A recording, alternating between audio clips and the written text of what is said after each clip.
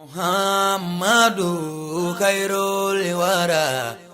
man jana mumbashira shauki lil khairul bashari al-yasimi iliyatohari al-mustafa min mundore atwairil mundore yazdadu shauki kullama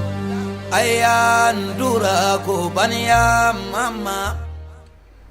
أعوذ بالله من الشيطان الرجيم. بسم الله الرحمن الرحيم. اللهم صل على محمد وعلى آل محمد كما صليت على إبراهيم وعلى آل إبراهيم وبارك على محمد وعلى آل محمد كما باركت على إبراهيم وعلى آل إبراهيم في العالمين إنك حميد مجيد. وبعد السلام عليكم ورحمة الله تعالى وبركاته. السلام عليكم الله سبحانه وتعالى فيك الشيطان ترمى ولا دنيا بعد من الله سبحانه وتعالى تكبر كماي كسلك على ربك صلى الله عليه وسلم سلك تجعل أصبتنا حتى كنا ما نشيلا كفاك سلم بينك بساكت من سلم بلجليك عم سلي على ربك نوي صلاة الإبراهيمية لفظية حتى كنا ما نياسبتي كفاون إندي سلو بلجلي لف سماندي. وقال بعض الصوفية بخلاف هذا والله سبحانه وتعالى أدرى وعلم. صوفية جمع كلو يفهم سلف سماندي أقول من دنيا الله سبحانه وتعالى دباب بلجلي دون على من بنا سبابا ما فولك ليكو أرسام فربا جمع كلوكا. هذه هي الجلسة الخامسة لنا فوق منبر الفقه المالكي. السلام عليكم من نيجي أنغا سكي دورونا يي أنغا ندينا باروينا أمبل مع الإسلاموي قبل الخوض في الدرس نرجو دعواتكم الصالحة. مؤمنو الإسلامو ينانغا دو ولا دالا أمبي دوكو ني أفا أكاند من دوكو يي ولا دا تمني لخدرتكي مامنا ناي الله سبحانه وتعالى تنو أصلي لا على ربك صلى الله عليه وسلم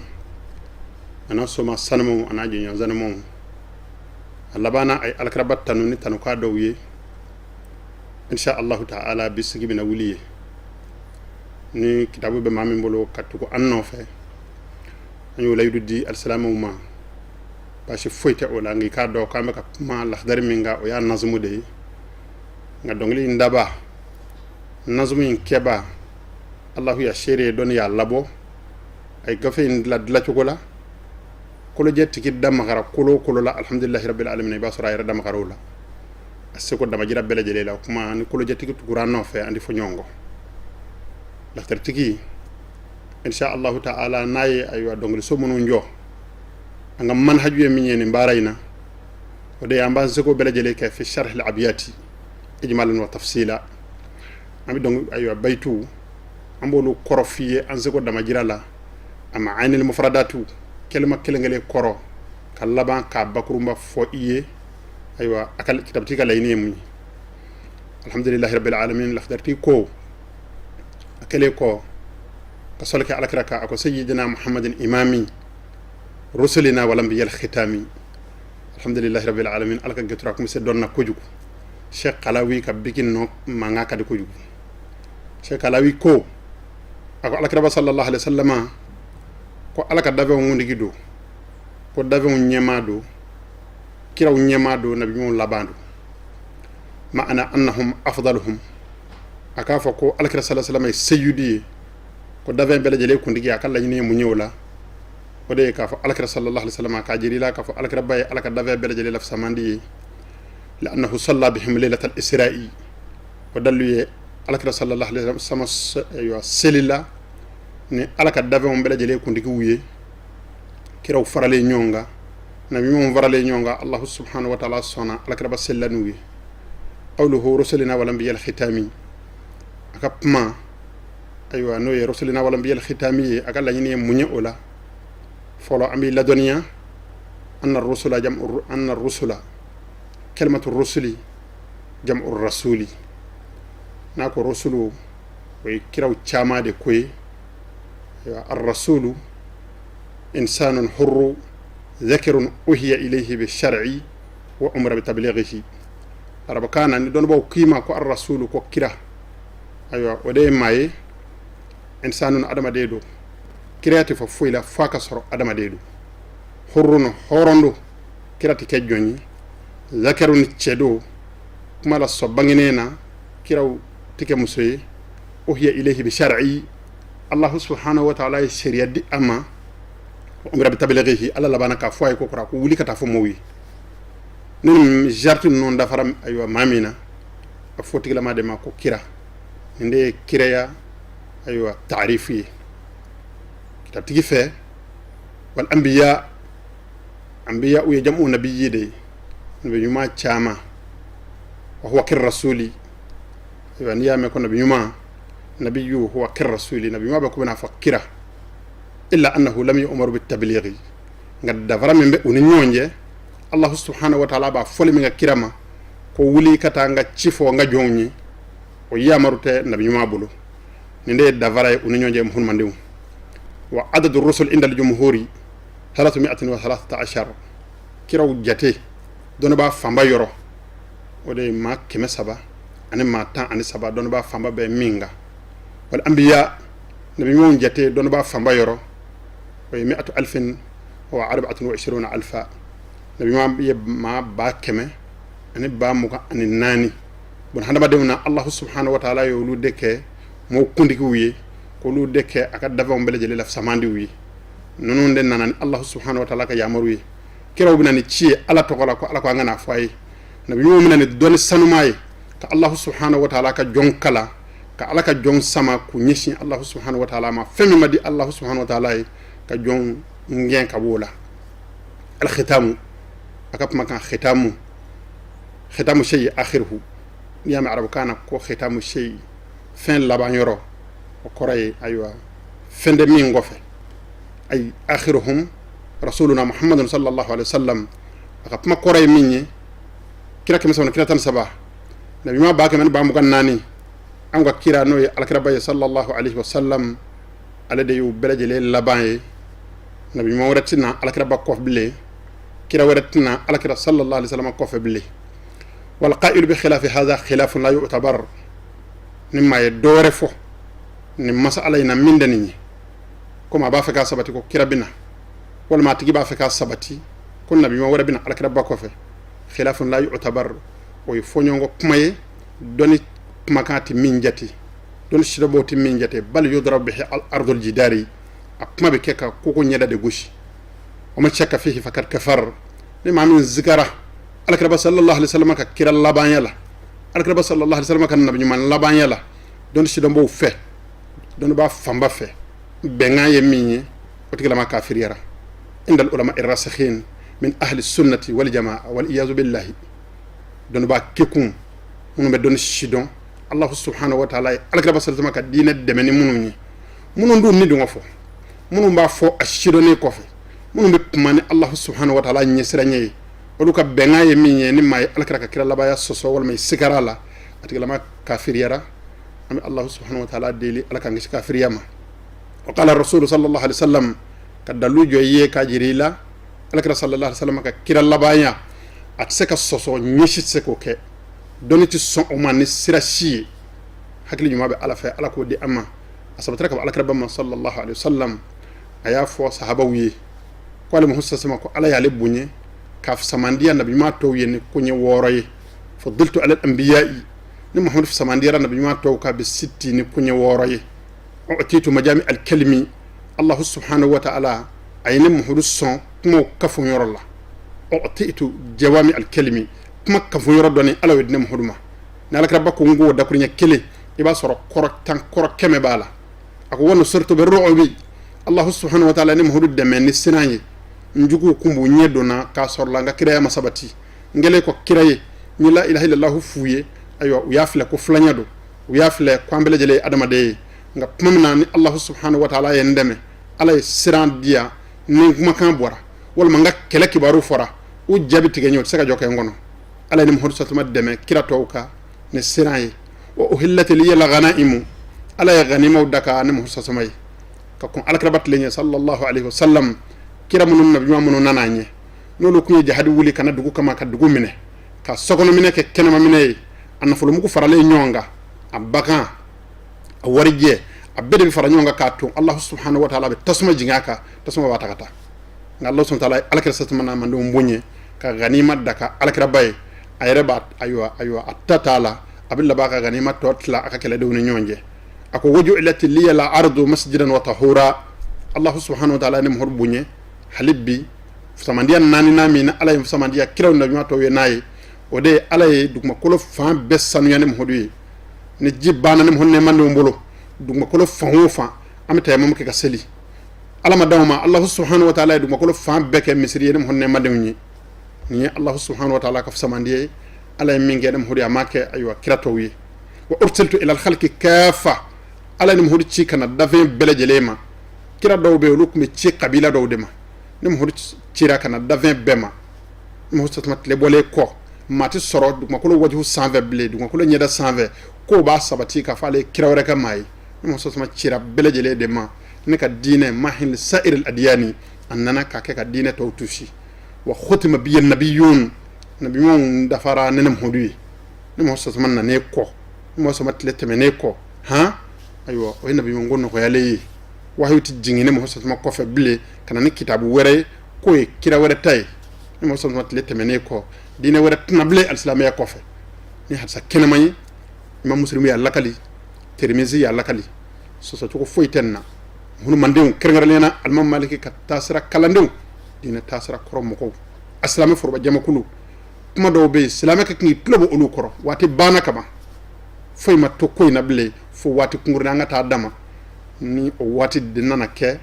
ejima u farawati no wati dinana ke donbo ka koko jole karwati ishghal bi nafsika alika nafsaka wasadu yirala don sidamo alhamdulillah rabbil alamin ni yela lakaba tasor alhamdulillah rabbil alamin ifawni moko wi maliki yunawi bi alabato imam darul hijrati ka tasra de ka oye aywa doni kiset aywa tendene de nyamita minjela i wasadu lay ki tlochi ka bo apma koro hakili nyuma bi alafa alako di amma wa qala ta'ala allah subhanahu wa ta'ala ko qur'anan nasula khitamahu misku ko Allah yoro addace yoro ko o misugo ayo misugo kasabola aljina de ngad lo nu yami ko ngono ko nyen laba ko misugo kasabola o kore Allah yoro de abele jele laf samandi o de kadi katama beka wa kiro wala ba yoro khitamuhu misku wala ba yoro alakra sama yo de kafsanu bele jele bakahu sahabatu halbi kajiri akla ni adilla naqliyawi qur'anan hadisa jora iye kadallu jo iye nga hagli ka kuma fana be mi dalu jele ni hagli ma ba famu bakahu sahabatu radwanullahi alaihim sahaba wi alakra sallallahu alaihi wasallam shukashi alakra fatule ko allah subhanahu wa ta'ala ka jembe alakra baka sahaba ka ya shukashi mungama lim qata al wahyi an al ardi kun ya wahyu tigale ka badu ko kola jibril alayhi salam tan qur'an ible kira wara tanable nabi yuman tanable ni ndokumbe onjela allah subhanahu wa ta'ala ka cidedu alakumbe pumani ndefe abna alaka pumanye fanye na manye ko yo farko sanma dale farqa ruhu juthatahu aniya farko sannya ya faranyonya assalamu hunu mandewum allah subhanahu wa ta'ala ka getura bina intaqala ila jiwari rabbih inqata al wahyu anna wahyu tigaraka boama sahaba kashira madina ndana dunya done uka wal hatle bole alakra sama nisanma tale kashira nende ninde yu nyejijingi ninde yu kamana gwa fodo nyine no tokoko ninde yu kamana gwa fodo sikira farko lo desero ko sega wuli ka jo ni alaka sa sama ka sahaba yo femi zabati je bane ko ni manana ke bino bolobo mono mando ay to nga nyera nyini hakili nyuma bi alafa alako di amma alako kaka alaya kama wa qawluhu awwal wajibin ala man kullifa tasahihuhu imanuhu wa ya'rifa afdartika pma ko awwal wajibin ala man kullifa ko fem folo mi no bi wajibi ya balukuka ha tasahihuhu imanahu ko de aka kalle man yaknaya wa ya'rifa maslaha fard al-ayn kal ahkami lit-tuhri was-salati was-siyami liman yaknaya le kofe aka soroka sharia aywa kitu nyini ko lu shido adarti mise aywa donna allah subhanahu wa ta'ala ko donka agar sagay aya jirana ha ko bi wajibi ya balukuka baliku fen volo min bi nyina fe a baliku yale kuma mina na baaliku ya tamashon ni ayira kuna walma ashida fara sandan seki mun ashirti kote ko fen volom bi wajibi aka ko de aka kallimaniya kenaya al mukallafu ni lakhdar tigi dama kara balu kula ambi balu ku fiye balu ku de al baligh al aqil al mukallafu huwa al baligh al aqil nafra kum mukallafu la rabukana wade mami na balu ku yara hakili tigi do alladhi balagatuhu da'watu ad-din al-islami wa islamiyya ad-din o wele sera ama lakhdar tika pma anyeshime aywa otigila madema nako mukallafu akame otigila madema adam gara lemania mi vanana ko fen vola yeminya kiki ka lemania kenaya lemania kenaya li huwa tasdiqu bima jaa bihi nabiyuna muhammadun sallallahu alaihi wasallam wade alkraba sallallahu alaihi wasallam nana ni feminyi ko cietigiya min indillahi ta'ala anana ni femunu nyaka bo allah subhanahu wa ta'ala yoro ko belejele cietigiya kadda o belejele la datiga puma ayo layni nende ay yajibu ala al-mukallaf tashihu imanihi abi wajibiya baluku kaka lemania kenaya wa huwa al-iman billahi wade akal aywa la ilaha illallah kuma kan fo adda aywa akal da allah subhanahu wa ta'ala nadu sukunye wa nutqu bi kalimati tawhid la ilaha illallah kuma kan ako fana foni adala ne wa ataqaduhu fil qalbi aka siri adzukuna nene zabatira alhamdulillahi rabbil alamin aywa akal limaniya aywa kenayara thumma tanabbuhu bi athari san'ati al-khaliq subhanahu wa ta'ala wa kofa fana la ilaha illallah foleko alaka kilimaniya sabatle ko adala neka kala ba ka siri adzukuna aki cesri aka lemaniya kana ke uya foye aka yira kun la kunu ni allah subhanahu wa ta'ala ka dalil nawi likawnihi subhanahu wa ta'ala la tudrikuhu al-absar wa huwa yudriku al-absara wa huwa al-latif al-khabir kadaka allah subhanahu wa ta'ala nyewtaye ngolo nyewti alay ta'ala allah an zalika ulwan kabira allah subhanahu wa ta'ala ka boma nga allah subhanahu wa ta'ala nyebe nyeti gula kuma ikakanga munga sisa la ilaha illallah fole ko iye kunda don afori yesa ko allah subhanahu wa ta'ala be idaro la ikakanga munga o kofe ibi ala no defle ki kallimaniya bolog gengeni oyi o kuma ni sosoli ba kwa bi soso ki dame ala kola ima allah subhanahu wa ta'ala fotoyi ima aywa akadlo ko koroy ima allah subhanahu wa ta'ala ka sokoroy fa fori madama ko allah subhanahu wa ta'ala be ibi ala no korta ka jira o tigila mana no be allah subhanahu wa ta'ala la ni ala te dafen saka no luyi bina an ala qawlihi ta'ala qur'anan nasula angani kumani ajome allah subhanahu wa ta'ala ka kuma ka qur'anan nasula allah subhanahu wa ta'ala ba fanye ko alaka ba ka fanye afala yanzuruna ila al-ibil kayfa khuliqat muhammadu nim makan kafiru ye esoso kiko ki daba may daba ayo ala kilenyi kiko ko boli keme sabane boli bi woro min fili bol alkaba kono ko lu te alawi ko lu ka alayate cien ke daba masa ye masa kilenyi ko de ka alay haqiqa ko de dugmo ko lo ayo da ko de kaba ko lo jo numa daola afala yanzuruna ila al-ibil kayfa khuliqat larabu do nyame de yuka barake mine ka chaya ne ko ti nyame fle ne allah subhanahu wa ta'ala nyame da jogo mina una dongone ku ka alaw man nyame nunda o ka nga dongone ko ni de olu yoru ka dalenyi o ka nyame fle ne ala ya da jogo mina wa ila samai kayfa rafi'at ne ko tu kun korta ka kabakolo bil wolo vlan fle ajome aywa on sanje jogo mina wa ila aljibali kayfa nusibat kuluna ka bunyana ka giriya muhondo afo makan kafiru tu kulu churu jogo fle du ko kono wa ila al-arad kayfa sutihat ne ko tiddu makolo fle du makolo fezena togo minawa allah subhanahu wa ta'ala ka foko alakra sallallahu alaihi wasallam ka fanya ko ngane 20 novle ha ma'na al-ayati ayan nun koro anna hadhihi al-ashya muhdathatu ka abajirana allah subhanahu wa ta'ala ba fa ka jirana ko nga don ko 20 nun ngundeya ko kurawde do nana qala al-allama ibn ashiri ti ko wa hajatu kullu muhdathin lisani'i ko fewo fembe na kunde fad lalade kwa makobe adlabala okuma al-islam muso tuma mandem idha ta'amalta an-nazara fi hadhihi kharaja laka as-sifatu an-nafsiyya dhatiyya al-muta'alliqa bi dhati Allah ta'ala niyen ven novle ki miri ala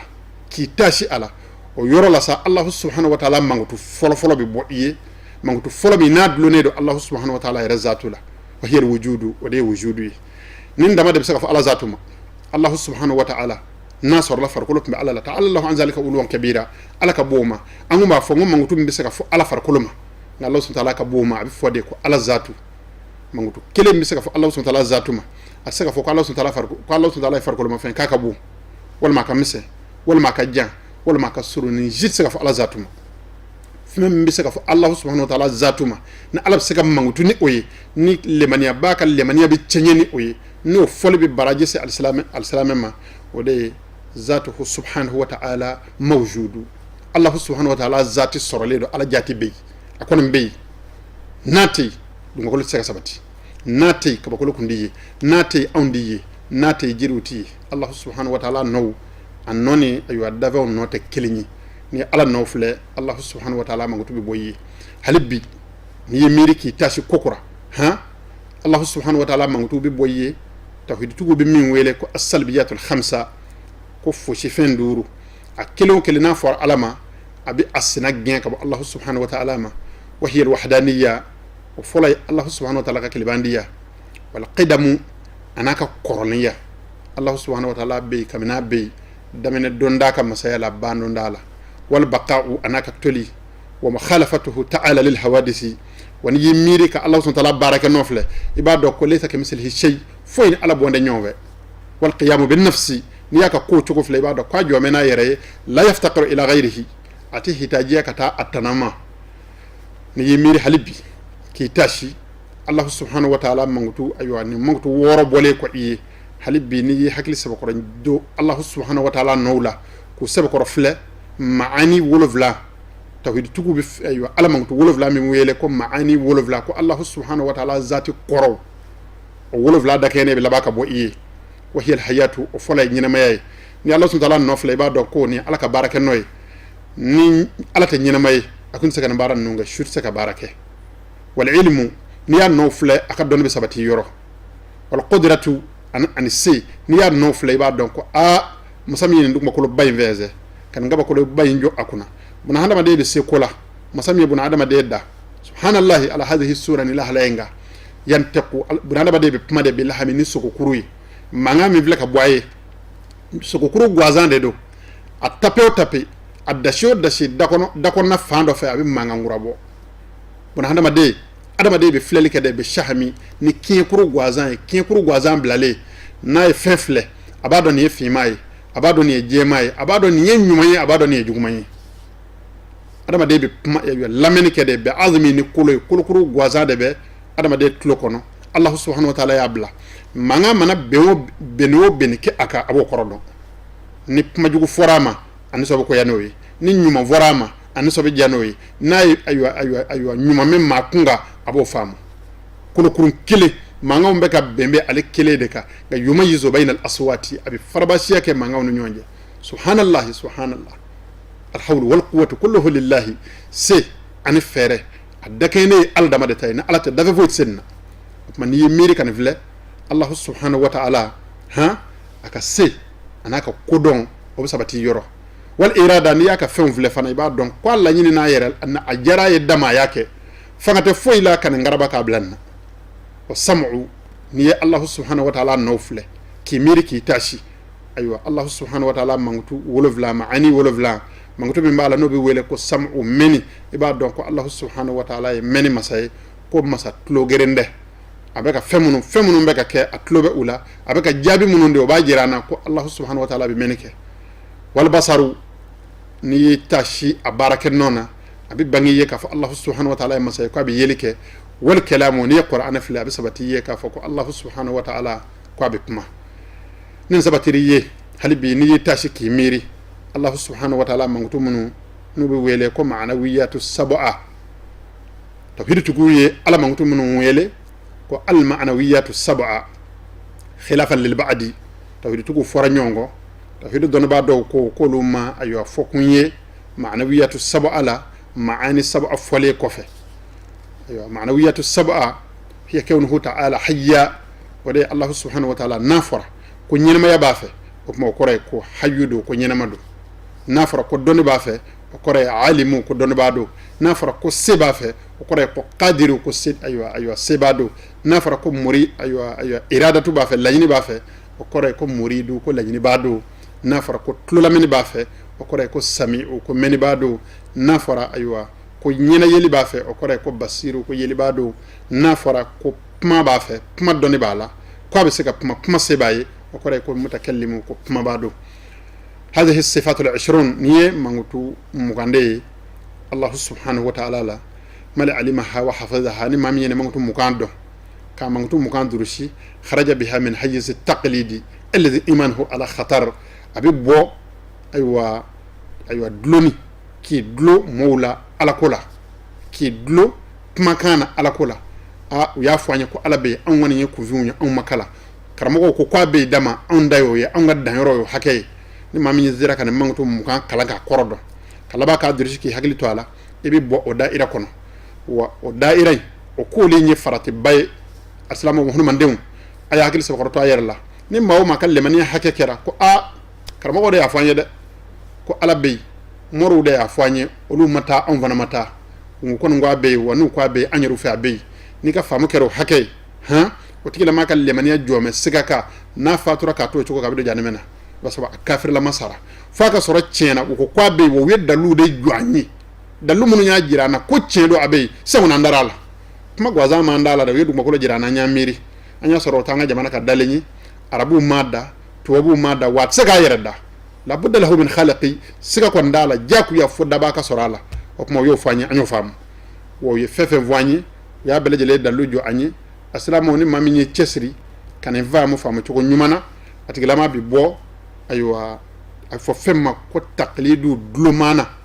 don kono atikilama bi bo o daira kono qala ibn arafata album haqqu dobe alma maliki ka kalandona alma maliki tasra don ba bawdodo ami to kan voyer alma maliki ka kalandon ka hakili sonjila ka du sukun lafiya alma maliki ka tasra abolo seka yoko akele ka adla kabla don bo ya bombo nyuko bela boni koray muñ imam darul hijrati kele ko ka mazhabul labe kabla ulama unana a kofe atle temene kofe don bo tukura ka gafewula